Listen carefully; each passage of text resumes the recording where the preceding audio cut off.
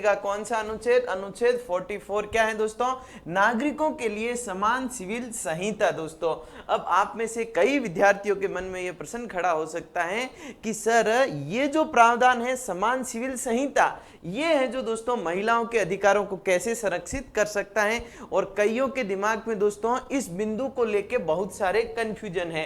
कईयों के दिमाग में यह है कि संविधान तो सबके ऊपर समान रूप से लागू है, आईपीसी भी सबके ऊपर समान रूप से लागू है, फिर है जो कहाँ समान सिविल संहिता नहीं है, इसलिए है जो दोस्तों बात की जा रही है कि समान सिविल संहिता लागू की जाए। और कई तो दोस्तों राजनीतिक दृष्टिकोण से इस मुद्दे को देखते हैं और कहते हैं कि समान सिविल संहिता लागू होनी चाहिए, परंतु उन्हें ये प्रॉपर समझ नहीं है कि समान सिविल संहिता होती क्या है। दोस्तों तो आज की इस क्लास में, आज के इस सत्र में दोस्तों अपन इस पे विस्तार से चर्चा करेंगे। आपके एग्जाम की दृष्टि से इंपॉर्टेंट है ही है दोस्तों, एग्जाम में पूछे जाने वाले प्रश्नों को यह सेशन, यह क्लास आपको सही करवाएगी। साथ साथ में दोस्तों आपको एक ऐसी समझ देगी, एक प्रबुद्ध समझ देगी, जिस इस क्लास को लेने के बाद आप कहीं पे भी किसी के साथ भी समान नागरिक संहिता पे, समान सिविल संहिता पे अच्छी डिबेट कर सकते हो, एक अच्छी मतलब तर्कपूर्ण बात है जो रखने की स्थिति में आ सकते हो। तो आज इस पॉइंट का पूरा पोस्टमार्टम है जो अपन करने वाले हैं। यह कहीं ना कहीं महिलाओं को, यदि देश में दोस्तों समान सिविल संहिता लागू होती है तो महिलाओं को सर्वाधिक फायदा होगा, महिलाओं को सर्वाधिक है जो दोस्तों क्या संरक्षण प्राप्त होगा, महिलाओं को सर्वाधिक समानता का अधिकार प्राप्त होगा, महिलाओं की जो स्थिति वर्तमान में है उससे कहीं बेहतर स्थिति हो सकती है यदि समान सिविल संहिता को लागू कर दिया जाए। तो दोस्तों वो कैसे है, समान सिविल संहिता क्या है, कहां पे है जो कानून समान नहीं है, और कानून समान हो जाने से महिलाओं को क्या क्या है जो लाभ हो सकते हैं, सारी बातों को डिटेल से आराम से हैं जो दोस्तों आज समझेंगे। तो सबसे पहले तो समान सिविल संहिता को समझने से पहले, इस पे चर्चा करने से पहले तो इसकी डेफिनेशन पता होनी चाहिए कि आखिर अपन कहेंगे किसे, समान सिविल संहिता। तो सबसे पहले तो संहिता शब्द का अर्थ पता होना चाहिए किसका, सबसे पहले तो आपको संहिता शब्द का है जो अर्थ पता होना चाहिए। संहिता के अलावा और किसका पता होना चाहिए भाई, ये सिविल क्या है इसका भी पता होना चाहिए। सिविल क्या है, और समान तो आप जानते ही हैं, एक समान है ना। संहिता किसे कहते हैं दोस्तों, यदि मैं सिंपल भाषा में, आसान भाषा में आपको कहूं तो संहिता किसे कहा जाता है दोस्तों, संहिता उसे कहा जाता है कि एक समान, क्या दोस्तों, एक समान प्रकृति, एक समान प्रकृति के कानूनों के समूह को संहिता है जो कहा जाता है।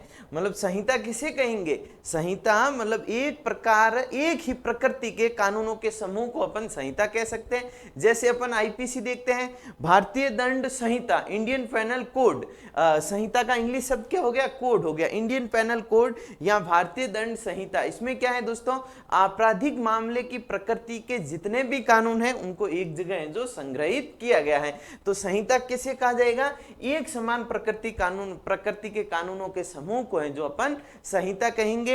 और फिर क्या है दोस्तों, अपने सिविल हैं, इस सिविल मुद्दे को भी समझना जरूरी है, तभी सिविल को समझना जरूरी है, तभी अपन है जो दोस्तों समान सिविल संहिता को समझ पाएंगे। तो सिविल किसे कहा जाएगा दोस्तों, सिविल उसे कहा जाएगा दोस्तों, पहले तो अपन को यह समझना होगा कि भारत में या फिर और कहीं विदेशी लॉ में जो वाद होते हैं दोस्तों, वो वाद कितने प्रकार के होते हैं, वो वाद दो प्रकार के होते हैं। कितने प्रकार के होते हैं दोस्तों, वाद हैं जो दो प्रकार के होते हैं। कौन कौन से वाद होते हैं दोस्तों, एक आपके आपराधिक वाद हो गया, आपराधिक वाद हो गया, आपराधिक वाद हो गया। आपराधिक वाद मतलब कौन से वाद, जैसे चोरी का मामला हो गया, हत्या का मामला हो गया, डकैती का मामला हो गया, लूट का मामला हो गया, बलात्कार का मामला हो गया, वो सभी के सभी दोस्तों आपराधिक श्रेणी के वाद होते हैं।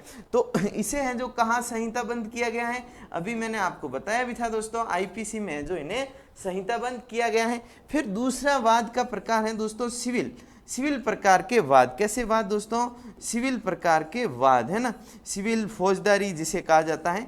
तो तो सिविल प्रकार के वादों में किसे शामिल किया जाएगा? सिविल प्रकार के वादों में उसे शामिल किया जाएगा जैसे आपका विवाह से संबंधित मामला हो गया, मतलब फैमिली लॉ हो गया, पूरा का पूरा परिवार वाले मामले होंगे, संविदा होंगे दोस्तों, कॉन्ट्रैक्ट वाले मामले होंगे दोस्तों, संपत्ति वाले मामले होंगे, आपके अपकृत्य वाले मामले होंगे। तो दोस्तों सिविल में किसे किसे शामिल किया जाएगा दोस्तों? एक तो आपके परिवार से संबंधित जो भी मामले होते हैं, विवाह तलाक और आपके अवयस्कता, उत्तराधिकार, संरक्षकता, ये सभी के सभी हैं जो परिवार में शामिल किए जाएंगे। इसके अलावा क्या दोस्तों, संविदा के मामले, कॉन्ट्रैक्ट के मामले सिविल में शामिल होंगे। और क्या शामिल होगा सिविल में? और दोस्तों आपके संपत्ति के मामले भी सिविल में, ये परिवार में भी शामिल होते हैं। एक तो उत्तराधिकार अधिनियम आपने सुना होगा, जो परिवार में आता है कि जो भी कोई संपत्ति का मालिक है, यदि उसकी क्या हो जाती है, डेथ हो जाती है बिना वसीयत लिखे हुए, तो उस संपत्ति का उत्तरदायित्व किसके पास होगा? तो संपत्ति का मामला परिवार में भी आता है। और इससे अलावा यदि कोई परिवार से अलावा कोई संपत्ति का लेन देन करता है तो उसका संपत्ति का मामला अलग से बन जाता है। संविदा, संपत्ति और दोस्तों अपकृत्य क्या होता है? अपकृत्य नेग्लिजेंस, मतलब लापरवाही के मामले, जो आपराधिक विधि जितने गंभीर ना हो परंतु कुछ लापरवाही के कारण है जो कुछ घटनाएं घटित हो जाती हैं, उन्हें जो अपकृत्य की श्रेणी में रखा जाता है। तो ये सारे के सारे सिविल मामले हैं जो होते हैं। वाद कितने प्रकार के हो गए? आपराधिक वाद और सिविल वाद। अब दोस्तों मैं आपको यहाँ पे क्लियर कर देना चाहता हूँ कि आपराधिक मामलों में दोस्तों भारत में समान सिविल संहिता लागू हैं दोस्तों। समान जो आपराधिक मामले हैं वहां पे हैं जो दोस्तों संपूर्ण देश में आईपीसी समान रूप से लागू हैं, यहाँ पे कोई भेदभाव है जो नहीं है। इसके अलावा दोस्तों मामला संविदा का हो, भले ही संपत्ति का हो, भले ही अपकृत्य का हो, यहाँ पे भी दोस्तों संपूर्ण देश में है जो दोस्तों समान कानून लागू है, यहाँ पे भी कोई भेदभाव नहीं है। ये जो दोस्तों आपके समान सिविल संहिता का मामला है, ये यहाँ इस पे आता है सबसे ज्यादा। कौन से मामलों में आता है? परिवार वाले मामलों में आता है। कैसे आता है परिवार वाले मामले? जैसे फैमिली वाले मामले हैं, परिवार वाले मामलों में जैसे आपकी विवाह हो गया, कौन कौन सा हो गया? विवाह हो गया, तलाक हो गया, और कौन सा हो गया? विवाह हो गया, तलाक हो गया, और आपके उत्तराधिकार हो गया, संरक्षकता हो गया, अवयस्कता हो गया। ये सारे के सारे परिवार से संबंधित मामले हैं। आपराधिक मामलों में फिर से स्पष्ट कर देता हूं कि आपराधिक मामलों में पूरे देश में एक ही कानून लागू है, वो है आईपीसी और सीआरपीसी। और फैमिली लॉ सिविल मामलों में क्या है दोस्तों? सिविल मामलों में इनमें तो एक ही कानून लागू है, परंतु ये जो परिवार वाले मामले हैं, फैमिली लॉ है, ये अलग अलग हैं। ये संपूर्ण देश में एक समान रूप से हैं जो लागू नहीं है। कहाँ लागू नहीं है एक समान रूप से दोस्तों?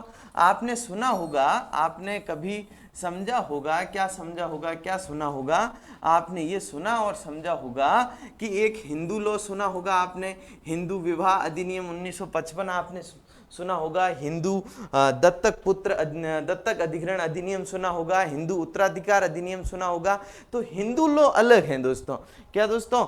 हिंदू लॉ हैं जो अलग हैं, हिंदू लॉ अलग हैं। और आपने दोस्तों मुस्लिम पर्सनल लॉ भी सुना होगा, मुस्लिम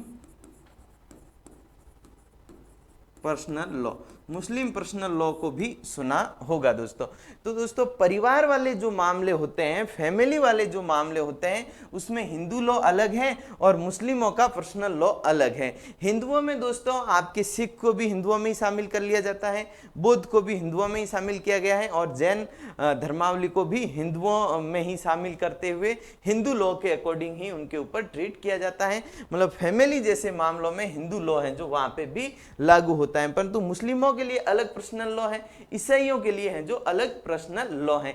यहाँ पे दोस्तों भेदभाव की स्थिति बनती है। हिंदुओं के लिए अलग लॉ है, मुस्लिमों के लिए अलग लॉ है। ये अलग अलग लॉ ही दोस्तों विवाद का कारण है। यही दोस्तों लगातार जो समान सिविल संहिता की जो मांग उठती है वो इसी के कारण है जो उठती है। हिंदुओं में क्या है दोस्तों? आपने सुना होगा हिंदू विवाह अधिनियम, आपने सुना होगा हिंदू विवाह अधिनियम, हिंदू विवाह अधिनियम आपने सुना होगा 1955 सुना होगा। हिंदू विवाह अधिनियम क्या कहता है कि भारतीय पुरुष दोस्तों जो हिंदू हैं वो एक विवाह ही कर सकता है। क्या कर सकता है?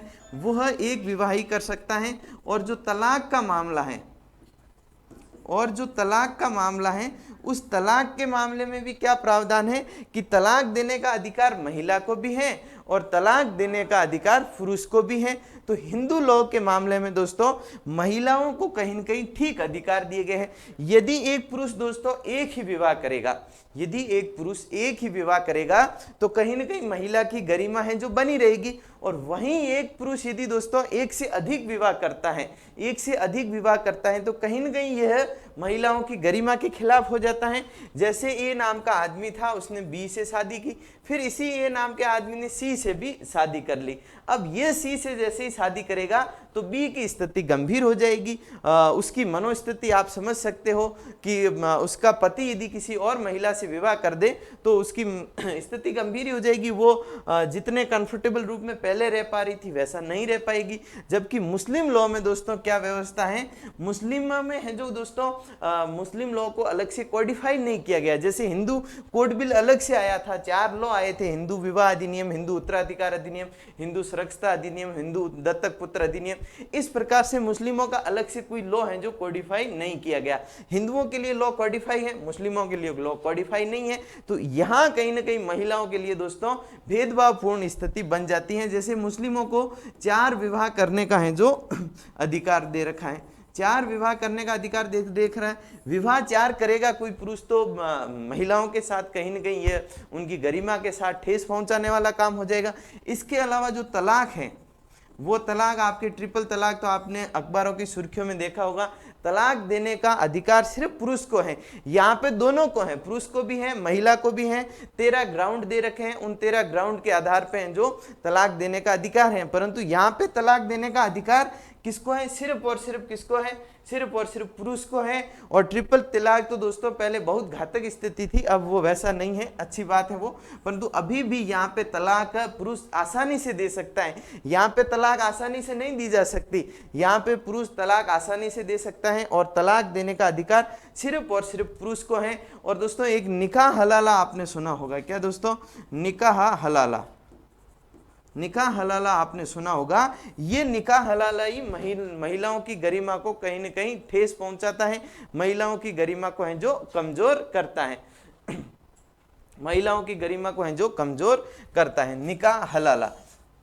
तो अब है जो दोस्तों अपन ये समझते हैं कि ये जो आप उदाहरण देखना दोस्तों, तलाक पुरुषों को दोस्तों एक से ज्यादा विवाह करने का जो अवसर प्रदान किया गया है मुस्लिम लॉ में, उसके दोस्तों कितने भयंकर दुष्परिणाम रहे हैं। आपने दोस्तों वो शाहबानो केस है जो सुना होगा, शाहबानो केस और निकाह हलाला के संदर्भ में तो दोस्तों बहुत भयंकर भयंकर हैं जो परिणाम देखने को मिले हैं। ऐसे ऐसे किस्से, ऐसे ऐसे कहानियां हैं जिन्होंने महिलाओं की गरिमा को दोस्तों तार तार हैं जो कर दिया। अब दोस्तों मैं यहाँ पे चर्चा करना चाहूंगा आपके कॉन्सेप्ट सुप्रसिद्ध वाद, जिससे आप ये समझ पाओगे कि कहीं न कहीं दोस्तों यदि समान सिविल संहिता होती तो महिलाओं की स्थिति कम से कम ये नहीं होती। समान सिविल संहिता होने से महिलाओं की स्थिति बेहतर हो सकती थी।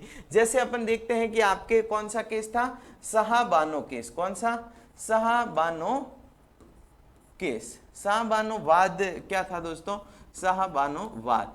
शाहबानो वाद क्या है इसको समझते हैं। इसको समझने से आपके दिमाग में ये क्लियर हो जाएगा कि एक पुरुष को एक से अधिक विवाह के अवसर देने से किस प्रकार से हैं जो महिला के हितों के साथ हैं जो कुठाराघात हो सकता है, उसकी गरिमा को ठेस पहुंचाई जा सकती है, वो किस प्रकार से हिंसा की, क्रूरता की और प्रताड़ना की हैं जो शिकार हो सकती हैं। तो शाहबानो केस में क्या हुआ था दोस्तों? इस कहानी की शुरुआत होती है 1932 से। कब होती है दोस्तों? 1932 से है जो इस कहानी की शुरुआत होती है। और 1932 में क्या होता है? शाहबानो का विवाह किससे होता है दोस्तों? शाहबानो का है जो विवाह होता है, शाहबानो का विवाह किससे होता है दोस्तों? मोहम्मद अली खान के साथ है जो विवाह होता है।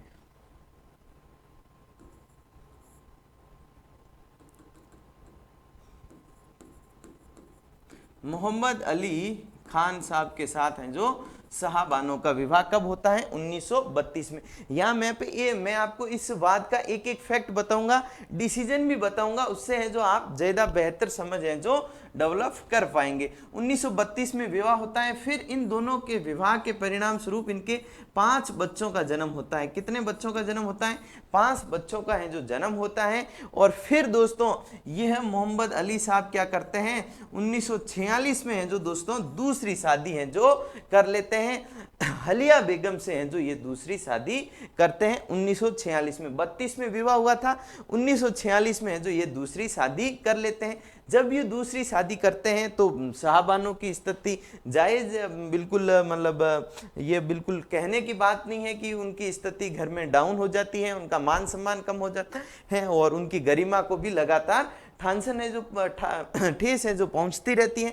फिर क्या होता है दोस्तों? 1946 में जैसे ही ये दूसरी शादी ये कर लेते हैं तो घर में लड़ाई झगड़े बढ़ने लगते हैं, लड़ाई झगड़े बढ़ते हैं और आखिर वो दिन आ ही जाता है 1975 का वो दिन, जब क्या किया जाता है? मोहम्मद अली खान द्वारा आपके हैं जो साहबानों को घर से निकाल दिया जाता है, घर से है जो बेदखल कर दिया जाता है, क्योंकि लड़ाई टंटे लगातार चल रहे थे और दूसरी पत्नी का स्वाभाविक है कि दबाव रहा होगा, इन्हें घर से निकाल दिया जाता है। देखो दोस्तों, 2 विवाह के अवसर देने की वजह से, 2 विवाह का अधिकार देने की वजह से एक महिला के अधिकारों को है जो दोस्तों कितना नुकसान पहुंच रहा है यहाँ पे। फिर इन्हें 1975 में घर से बाहर निकाल दिया जाता है और 200 रुपये, कितने?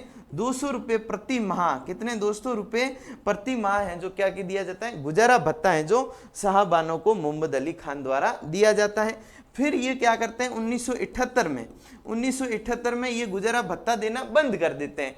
1978 तक देते हैं, इसके बाद है जो गुजारा भत्ता ही देना बंद कर देते हैं। गुजारा भत्ता ये देना बंद करते हैं तो उससे क्या होता है? उससे ये होता है दोस्तों कि साहबानों और परेशान हो जाती हैं और साहबानों इंदौर के कोर्ट में जाती हैं। कहाँ जाती हैं दोस्तों? इंदौर के कोर्ट में जाकर के हैं जो वाद दायर करती हैं 1978 में ही। और वाद दायर किस आधार पे करती हैं? सीआरपीसी की कौन सी धारा? सीआरपीसी की धारा कौन सी दोस्तों?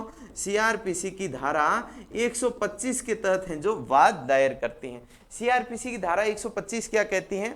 सीआरपीसी की धारा 125 तलाकशुदा या फिर अलग रहने वाली महिलाओं के लिए गुजारे भत्ते का है जो प्रावधान करती हैं। इसके साथ साथ बच्चों के लिए भरण पोषण, माता पिता के लिए भरण पोषण, ये सारे प्रावधान भी 125 में है।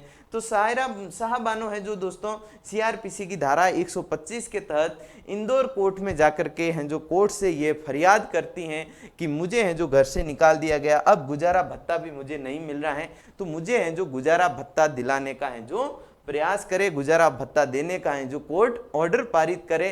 तो इस वाद में दोस्तों क्या होता है? यहाँ पे कोर्ट 1978 में क्या करता है? 1979 का समय आ जाता है। 1979 में इंदौर कोर्ट आदेश देता है कि 25 रुपये प्रति माह, 25 रुपये प्रति माह है जो क्या किया जाए? 25 रुपये प्रति माह आपके साहबानों को क्या किया जाए? गुजारा भत्ता दिया जाए, ऐसा है जो कोर्ट निर्णय देता है। ऑब्वियस बात है दोस्तों 25 रुपये प्रति माह बहुत कम है। बहुत कम इसलिए है क्योंकि दोस्तों जो मोहम्मद अली खान थे वह इंदौर के एक प्रतिष्ठित वकील थे और इनकी इनकम है दोस्तों प्रति महीना है जो 5,000 रुपये के करीब थी। तो 5,000 रुपये कमाने वाला व्यक्ति यदि किसी को 25 रुपये प्रति माह गुजारा भत्ता देता है तो ये कहीं ना कहीं अन्यायपूर्ण सा लगता है। तो फिर क्या होता है कि सायरा बानो दोस्तों, साहबानो है जो 1980 में, कब दोस्तों? 1980 में है जो इस मामले को कहाँ लेके चली जाती हैं? इस मामले को भोपाल उच्च न्यायालय है जो लेके चली जाती है। भोपाल उच्च न्यायालय है जो लेके जाती हैं। सायरा बानो भोपाल उच्च न्यायालय में याचिका लगाती हैं कि इस गुजारे भत्ते की है जो राशि को बढ़ाया जाए, मुझे है जो पर्याप्त गुजारे भत्ते की आवश्यकता है। फिर दोस्तों भोपाल उच्च न्यायालय इनके याचिका पे निर्णय देते हुए कहता है कि 189 रुपये हैं जो प्रति माह दिए जाए। 189 रुपये प्रति माह मोहम्मद अली खान को है जो गुजारे भत्ते के रूप में सायरा साहबानों को है जो देने होंगे। जैसे ही 189 का निर्णय आता है, अब है जो मोहम्मद अली खान परेशान होते हैं इस निर्णय से और कहां पहुंच जाते हैं दोस्तों? उच्चतम न्यायालय पहुंच जाते हैं। उच्चतम न्यायालय पहुंच जाते हैं, सुप्रीम कोर्ट हैं जो पहुंच जाते हैं। और सुप्रीम कोर्ट में ये तर्क क्या देते हैं, सुप्रीम कोर्ट में ये दो इंपॉर्टेंट तर्क देते हैं। पहला इंपॉर्टेंट तर्क ये देते हैं कि मैंने जो, हाँ, एक बीच में ये डेवलपमेंट ये भी हुआ था कि जब ये कोर्ट में लेके मामला गई थी शाहबानो, जब ये मामला कोर्ट में शाहबानो द्वारा उठाया गया, तभी दोस्तों इस कोर्ट में मामला उठाया, उस कोर्ट निर्णय देता उससे पहले ही 1978 में ही है जो मोहम्मद अली खान क्या करते हैं, तलाक हैं जो दे देते हैं। किसे? अब तक 1975 में घर से निकाला परंतु तलाक नहीं दी थी, परंतु 1978 में जैसे ही मामला कोर्ट में गया इन्होंने तलाक दे दी। और जो मेहर की राशि थी, जो मेहर की राशि थी 3000 रुपये, वो भी है जो साहबानों को दे दी थी। अब मेहर क्या होता है? मेहर दोस्तों मुस्लिमों में एक परंपरा है जिसमें विवाह करने के एवज में महिला को एक राशि है जो दी जाती है। तो यहाँ पे है जो मेहर की राशि दे दी किसने? मोहम्मद अली खान ने साहबानों को मेहर की राशि दे दी और तलाक भी दे दिया। जब ये सुप्रीम कोर्ट में लेके गए मामले को, तो इन्होंने है जो तर्क ये दिया कि हम हैं जो, हाँ, हमारे लिए कौन सा लॉ है? हमारे लिए है जो दोस्तों मुस्लिम पर्सनल लॉ है। और मुस्लिम पर्सनल लॉ कहता है कि विवाह के बाद यदि तलाक होता है, क्या होता है? विवाह के बाद यदि तलाक होता है, तलाक होता है तो जो पुरुष होगा दोस्तों, उस पुरुष को क्या करना है? वो पुरुष दोस्तों सिर्फ और सिर्फ महिला को क्या करेगा? मेहर की राशि देगा। क्या करेगा? मेहर की राशि देगा। और दोस्तों इद्दत की अवधि तक, कब दोस्तों? इद्दत की अवधि तक है जो गुजारा भत्ता देगा। अभी इद्दत की अवधि क्या है दोस्तों? इद्दत की अवधि विवाह के तलाक के 3 महीने के बाद की जो अवधि होती है उसे इद्दत की अवधि कहा गया है। मतलब मोटा मोटी ये कहा गया कि हम पर्सनल लॉ, मुस्लिम पर्सनल लॉ से शासित हैं और हमारे यहाँ ये परंपरा है कि तलाक के बाद पुरुष दोस्तों मेहर की राशि को यदि लौटा देता है तो उसे 3 माह तक है जो दोस्तों अगली महिला को क्या करना है? तलाकशुदा महिला को गुजारा भत्ता देना है। इसके बाद गुजारा भत्ता देने की कोई जरूरत है जो नहीं है। जैसे ही ये मामला तर्क ये दिया गया और साथ में दूसरा तर्क ये दिया गया कि जो बात सीआरपीसी की गई थी, किसकी? सीआरपीसी की धारा 125 की गई थी, जिसके तहत है जो गुजारा भत्ता देने की बात है जो दोस्तों उच्च न्यायालय ने की है, वो भी दोस्तों नाजायज है। ऐसा किसने कहा? मोहम्मद अली बेग ने कहा और कहा कि धारा 127 देखिए, किसकी? सीआरपीसी की धारा 127 क्या कहती है? धारा 127 में कहा गया है कि कहां कहां पे है जो गुजारा भत्ता नहीं दिया जाना चाहिए, कहां है जो नहीं दिया जा सकता। तो उसमें लिखा हुआ था कि यदि कहीं पे मामला किसी पर्सनल विधि के अकॉर्डिंग है, जो पर्सनल लॉ कहता है उस अकॉर्डिंग यदि कंपनसेशन दे दिया गया है तो वहां पे गुजारा भत्ता देने की जरूरत नहीं है। तो हमने तो है जो दोस्तों हमारे पर्सनल लॉ के अकॉर्डिंग मेहर की राशि लौटा दी है और 3 महीने तक गुजारा भत्ता भी दे दिया है। अब है जो हम लाइबल नहीं है सीआरपीसी की धारा 127 के तहत। जब ये तर्क दिए दोस्तों मोहम्मद अली खान ने सुप्रीम कोर्ट में, तो आपके साहबानों के जो वकील थे डेलिन लतीफ, उन्होंने भी कुरान की 2-3 आयतों का हवाला देके ऐसे कहा कि तलाकशुदा महिला है जो मदद पाने का हकदार रखती हैं। इसके बाद दोस्तों उच्चतम न्यायालय ने निर्णय दिया। उच्चतम न्यायालय का निर्णय ऐतिहासिक था। उच्चतम न्यायालय ने कहा कि चूंकि सीआरपीसी की धारा कितनी? सीआरपीसी की धारा 125 क्या है दोस्तों? आपराधिक विधि है। आपराधिक विधि है, इसलिए ये सिविल विधि से ऊपर मानी जाएगी, पर्सनल लॉ से ऊपर मानी जाएगी। और इसी कारण दोस्तों मोहम्मद अली खान को क्या करना होगा? साहबानों को है जो क्या करना होगा? गुजारा भत्ता है जो देना होगा। ये निर्णय किसने दिया? उच्चतम न्यायालय ने निर्णय दिया। और उच्चतम न्यायालय ने इस निर्णय में दोस्तों सरकार के विरुद्ध एक टिप्पणी करते हुए कहा कि आपको देश के अंदर समान आपके सिविल संहिता लागू करनी चाहिए, जिससे महिलाओं के अधिकारों का है जो संरक्षण किया जा सके। दोस्तों समान सिविल संहिता लागू नहीं थी, इसीलिए दोस्तों सायरा बानो को इस स्थितियों का सामना करना पड़ा। 5 बच्चों की एक मां को दोस्तों 1975 में घर से निकाल दिया गया। और ये सब हुआ क्यों? ये सब इसलिए हुआ क्योंकि मुस्लिम पर्सनल लॉ में एक पुरुष को 4 शादी करने का अवसर, 4 शादी करने का अधिकार है जो प्रदान किया गया है। तो कहीं ना कहीं यदि समान सिविल संहिता लागू होती है तो महिलाओं के अधिकारों को है जो संरक्षण प्रदान होगा। और दूसरा उदाहरण आप ले सकते हो दोस्तों, निकाह हलाला। निकाह हलाला आपने सुना होगा कभी, निकाह हलाला।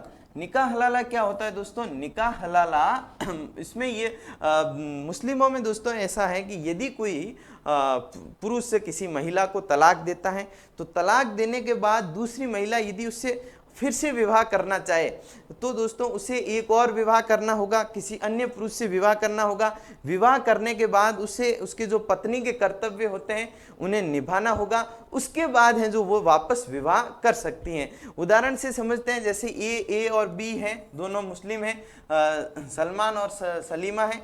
इन दोनों ने विवाह किया, इन दोनों में बात नहीं बनी तो यहाँ पे फिर क्या हो गया? तलाक हो गया। तलाक होने के बाद यदि बी फिर से ए से विवाह करना चाहे तो दोस्तों उसे एक प्रोसेस से गुजरना होगा कि बी को सी से विवाह करना होगा। सी से विवाह सिर्फ न मात्र कागजी विवाह नहीं करना होगा, पत्नी के जितने धर्म है वो निभाने होंगे। फिर है जो इसे तलाक लेना होगा। क्या लेना होगा? फिर इसे तलाक लेना होगा। तलाक लेने के बाद है जो वो ए से विवाह कर पाएगी, फिर है जो विवाह कर पाएगी। इस प्रक्रिया को है जो दोस्तों निकाह हलाला कहा जाता है। ये भी दोस्तों कहीं ना कहीं महिलाओं के सम्मान के विरुद्ध है। दोस्तों इसका तो एक यूपी में आपने मामला सुना होगा। जब मैं इस क्लास का कंटेंट तैयार कर रहा था तो मेरे सामने एक मामला आया, उसमें मैं नाम नहीं लूंगा किसी का, ए और बी ऐसा मान लो। ए और बी है जो क्या थे दोस्तों, एक मोमडन स्त्री और पुरुष थे। इन्होंने आपस में शादी की। शादी करने के बाद दोस्तों 2009 की बात है ये, 2009 में इन दोनों ने शादी की। 2009 के बाद जब 2011 तक का समय हुआ, इनकी आपस में दोस्तों शादी के बावजूद भी बच्चे का जन्म है जो नहीं हुआ। जब बी से बच्चे का जन्म नहीं हुआ तो ए इसे प्रताड़ित करने लग गए। पूरे परिवार के सदस्य हैं जो इसे प्रताड़ित करने लग गए। और फिर दोस्तों 2011 में क्या हुआ? 2011 में ए ने जो बी को ट्रिपल तलाक के तहत तलाक दे दिया। तलाक दिया तो बी ने इनसे कहा कि चूंकि मेरे पिताजी का देहांत हो चुका है, मेरी माताजी मेरे मामाओं के साथ हैं जो रहती हैं, उनकी भी अलग अलग जिम्मेदारियां हैं, तो मैं इस स्थिति में जाऊंगी कहाँ? मेरे लिए तो कहीं जाने का रास्ता ही नहीं है। इस भयानक स्थिति में ए और इन लोगों ने यह शर्त रखी कि आपको है जो वापस यदि विवाह करना है ए से, भाई ट्रिपल तलाक दे दिया, अब ए से यदि वापस विवाह करना है तो निकाह हलाले वाली प्रक्रिया से गुजरना होगा। तो इसमें है जो इन्हें कहा गया कि बी को क्या करना होगा? अपने ससुर से विवाह करना होगा। अपने ससुर से विवाह करने का है जो इसके ऊपर दबाव डाला और विवाह करवा भी दिया। और विवाह करवाने के बाद इस ससुर के साथ इन्हें 10 दिन तक है जो रहना पड़ा। 10 दिन तक है जो दोस्तों ऐसा रिपोर्ट में है जो कहा गया कि 10 दिन तक ससुर ने इनका बलात्कार किया। इसके बाद है जो ए का है जो बी का है जो ए से फिर से विवाह कर दिया गया। फिर से विवाह करने के बाद 1-2 वर्ष का समय गुजरता है और फिर ए क्या करता है? बी को है जो फिर ट्रिपल तलाक दे देता है। फिर ट्रिपल तलाक देने के बाद है जो फिर उसे कहता है कि अब तुझे फिर है निकाह हलाला के तहत गुजरना पड़ेगा। और इसका एक छोटा भाई है, ऐसे मान लो डी छोटा भाई है, इस डी से विवाह करना होगा। फिर है जो फिर मेरे से वापस विवाह करना होगा। इस जैसे ही ये स्थिति बनती है तो बी है जो कोर्ट पहुंचती हैं। कोर्ट पहुंच के हैं जो अपनी फरियाद रखती हैं, थाने में अपनी फरियाद रखती हैं। फिर दोस्तों फिर भी ये अपराध नहीं है। ये अब ये इतनी सारी प्रक्रियाएं भी अपराध नहीं मानी गई, क्योंकि दोस्तों पर्सनल लॉ में ऐसा उल्लेखित है, मुस्लिम परंपराओं में ये है जो जायज है। तो दोस्तों कहीं ना कहीं यदि मुस्लिम महिलाओं के साथ भी मुस्लिम महिलाओं को भी वही अधिकार दिए जाए जो दोस्तों हिंदू महिलाओं को हिंदू विवाह अधिनियम के तहत दिए गए, तो कहीं ना कहीं दोस्तों क्या होगा? महिलाओं के अधिकारों का संरक्षण होगा, महिलाओं को समाज में गरिमापूर्ण जीवन जीने का अवसर मिलेगा। यहाँ पे किसी धर्म की परंपराओं को आलोचना करना, परंपराओं की निंदा करना कोई उद्देश्य नहीं है, परंतु भारत का संविधान कहता है भारतीय संविधान का अनुच्छेद 44 कहता है कि समान सिविल संहिता है जो लागू होनी चाहिए। तो समान सिविल संहिता का मतलब यहाँ पे सिर्फ और सिर्फ क्या है, मतलब सिर्फ और सिर्फ ये है कि जो धर्म के आधार पे भेदभाव है वो खत्म होना चाहिए। किसी धर्म में महिलाओं के साथ कोई भेदभावपूर्ण बर्ताव हो रहा है तो वो है जो नहीं होना चाहिए। कहीं ना कहीं यही है जो प्रावधान किया गया है समान सिविल संहिता के तहत दोस्तों। तो समान सिविल संहिता क्या है, और एक बात और है, क्या सिर्फ धर्म के आधार पे ही भेदभाव है देश में और किसी आधार पे है जो अलग अलग कानून नहीं है? अलग अलग कानून सेक्टर के आधार पे भी हैं, जनजातियों के लिए अलग कानून है। तो संपूर्ण देश में एक कानून लागू कर देना तो कहीं ना कहीं गलत होगा, क्योंकि हमारा देश विविधतापूर्ण देश है। हर वो कहते हैं ना कि 15 कोस पे पानी और 20 कोस पे वाणी है जो बदल जाती हैं।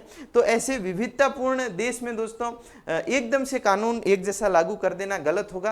परंतु जहां भेदभाव है, जहां महिलाओं के साथ अन्यायपूर्ण है जो परंपराएं हैं, उनको खत्म करके एक जैसा कानून लागू किया जाना चाहिए। सभी जगह है जो ये कानून एकदम कठोरतापूर्ण तरीके से लागू नहीं होना चाहिए। क्या? समान सिविल संहिता। यदि ऐसा होता है तो दोस्तों आपने देखा होगा कि हिंदुओं में भी एक परंपरा है। क्या परंपरा है? उत्तरी भारत में हिंदुओं में परंपरा है गोत्र की, कि गोत्र में है जो विवाह नहीं होगा, एक गोत्र में 2 विवाह नहीं होंगे। यदि कोई गोत्र में विवाह करता है तो समाज उसे स्वीकार नहीं करता। ये एक परंपरा है और इस परंपरा में कुछ गलत भी नहीं है शायद। और परंतु दक्षिण भारत में क्या परंपरा है कि हिंदू भी अपने परिवार मतलब रिश्तेदारों के साथ विवाह कर सकते हैं। गोत्र तक की बात नहीं है, रिश्तेदारों तक है जो विवाह कर सकते हैं। दक्षिण भारत में हिंदुओं में यह परंपरा है। अब मान लो ये लागू कर दिया जाए कि गोत्र में विवाह नहीं किया जाएगा, ऐसा है जो कानून बना दिया जाए, सभी देश में समान रूप से लागू कर दिया जाए, तो दक्षिण भारत के हिंदुओं के साथ है जो अन्याय हो जाएगा। परंतु सभी जगह समान रूप से लागू न करके जहां जहां पे महिलाओं के साथ भेदभाव हो रहा है वहां पे दोस्तों संविधान की भावना को ध्यान में रखते हुए समान सिविल संहिताएं जो लागू होनी चाहिए, ऐसा है जो मेरा विचार है। और ये होना भी चाहिए और यही संविधान की भावना है। तभी है जो दोस्तों महिलाओं को समाज में सम्मानपूर्ण जीवन जीने का अधिकार है जो मिलेगा। बहुत बहुत धन्यवाद।